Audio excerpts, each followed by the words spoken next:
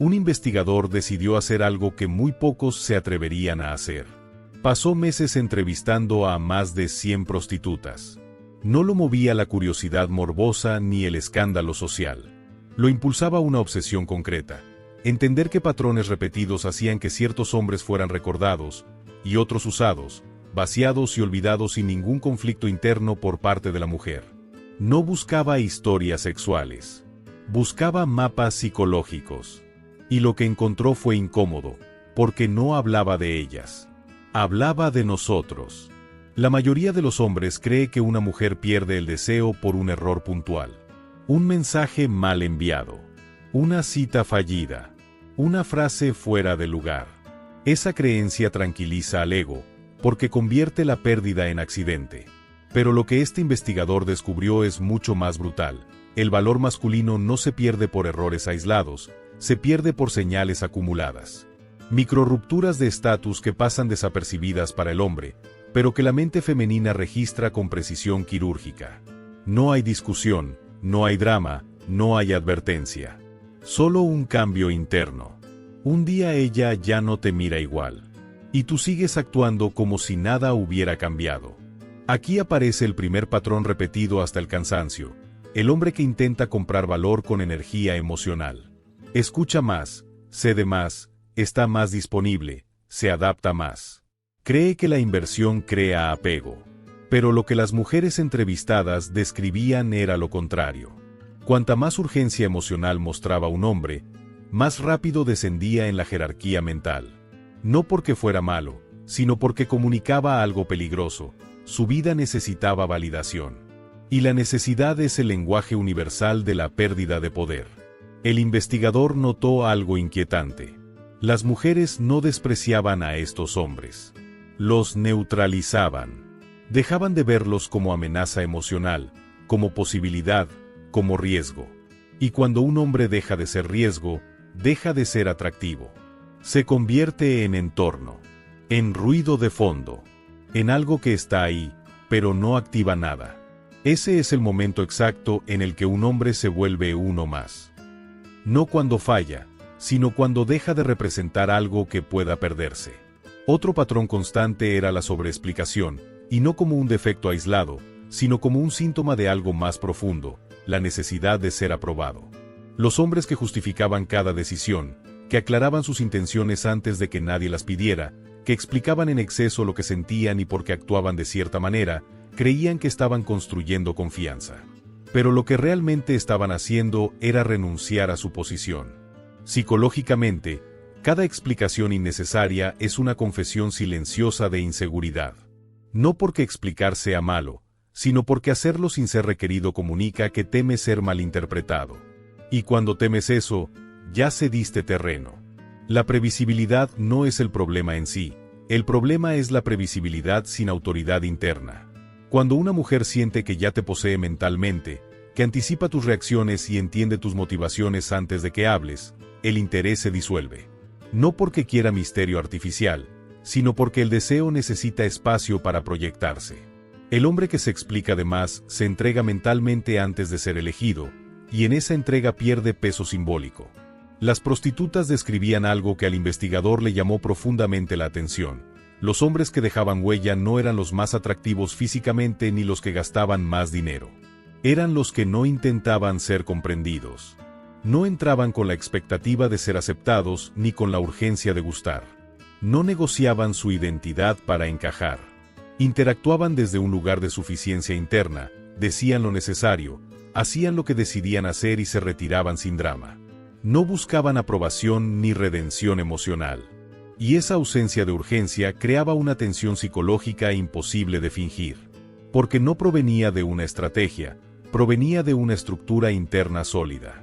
No estaban actuando confianza, la estaban habitando. Aquí aparece el segundo descubrimiento incómodo, y es uno que hiere al ego masculino promedio. Un hombre pierde valor cuando intenta ser elegido en lugar de elegir. No ocurre en grandes decisiones, ocurre en gestos mínimos y repetidos. En aceptar planes que no quiere por miedo a decepcionar. En reír chistes que no le parecen graciosos. En callar opiniones para evitar fricción. en llenar silencios incómodos con explicaciones que nadie pidió. Cada una de esas concesiones parece inofensiva, pero acumuladas construyen una narrativa clara.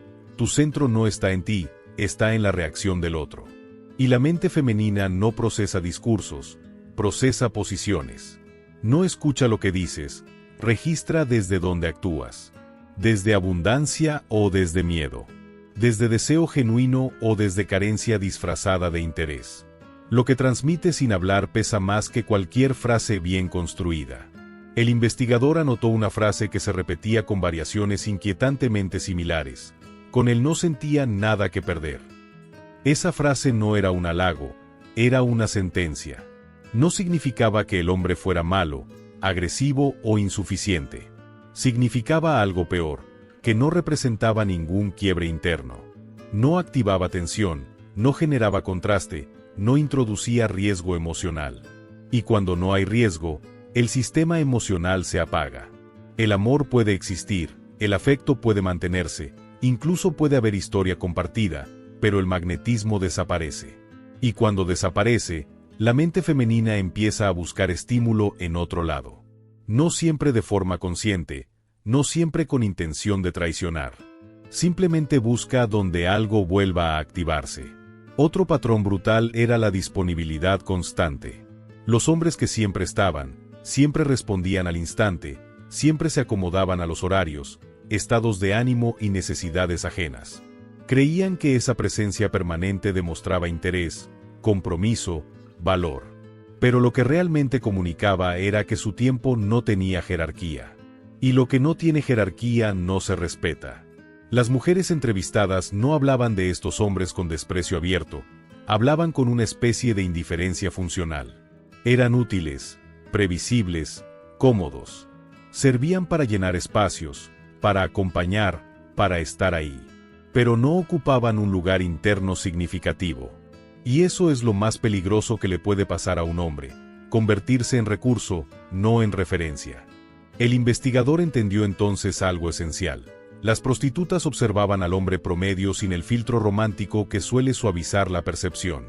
No había fantasía, no había proyección, no había esperanza de potencial oculto. Solo patrones repetidos con precisión clínica. Y esos patrones mostraban que un hombre se convierte en uno más en el momento exacto en que su identidad empieza a girar alrededor de la percepción femenina. Cuando su valor depende de cómo es recibido. Cuando ajusta su conducta para evitar ser rechazado. Cuando su miedo a perderla se filtra en decisiones pequeñas, silenciosas, constantes. Ese miedo no se ve, pero se siente. No se escucha, pero se percibe. Y en el terreno del deseo, la percepción lo es todo. Porque la percepción de necesidad mata la atracción incluso antes de que el hombre entienda qué fue lo que perdió. También descubrió algo que muchos no quieren escuchar. El respeto precede al deseo, no al revés. Cuando un hombre pierde respeto interno, cuando se traiciona, cuando se adapta en exceso, cuando se explica para no incomodar, el deseo femenino cae aunque el trato sea bueno. Porque el trato no es el eje. El eje es la posición. Y una mujer no puede desear a un hombre que no se desea a sí mismo desde una identidad sólida. Las mujeres entrevistadas usaban una palabra que no aparecía en libros ni teorías, pero que se repetía con precisión quirúrgica: densos. No hablaban de hombres agresivos, ni abusivos, ni siquiera conflictivos. Hablaban de hombres que llegaban cargados. Cargados de expectativa, de intención oculta, de necesidad de resultado. Hombres cuya presencia traía peso antes de traer curiosidad. Esa densidad no necesitaba conversación para manifestarse, se percibía en la forma de mirar, en el ritmo corporal, en la urgencia por gustar sin decirlo. Y cuando esa sensación aparecía, algo se cerraba de inmediato. No había rechazo explícito, no había confrontación. Solo una retirada interna. El hombre seguía ahí, hablaba, escuchaba, incluso era tratado con cordialidad. Pero ya no estaba en juego. Había sido archivado. Ese archivo mental es silencioso y definitivo. El hombre cree que todo marcha bien porque no hay señales evidentes de conflicto. No hay discusiones, no hay reproches, no hay tensión visible. Pero precisamente ahí está el error. La desconexión femenina rara vez es ruidosa. Ocurre en capas profundas, mientras la superficie sigue funcionando. Ella responde, sonríe, continúa, pero ya no invierte, ya no imagina, ya no proyecta. El vínculo se vuelve administrativo. Y cuando una relación entra en modo administrativo, el deseo ya murió, aunque nadie lo haya enterrado todavía. El investigador comprendió entonces que la densidad emocional es una forma de pobreza interna. No por falta de sentimientos, sino por exceso de necesidad. El hombre denso no está presente, está esperando. Esperando aprobación, esperando señales, esperando confirmación de que vale. Cada gesto suyo lleva implícita una pregunta no formulada: ¿sigo siendo suficiente? Y esa pregunta constante convierte la interacción en una carga invisible. La mujer no la escucha, pero la siente. Y lo que se siente pesado, tarde o temprano se suelta. Por eso la conclusión final del estudio fue incómoda incluso para el propio investigador. Un hombre no pierde valor porque no sea suficiente, lo pierde porque deja de representarse como alguien que puede irse. La posibilidad de retirada es el núcleo silencioso del deseo. No la amenaza explícita, no el juego manipulador, no el castigo emocional. La simple, tranquila y real capacidad de no aferrarse. El hombre que puede retirarse sin resentimiento, sin discursos, sin colapsar emocionalmente, es el hombre cuya presencia nunca es gratuita. Porque no está ahí por miedo, está ahí por elección. Y lo que se elige tiene peso. Cuando un hombre pierde esa capacidad interna, cuando su identidad se fusiona con la relación, su presencia se devalúa aunque sus intenciones sean buenas.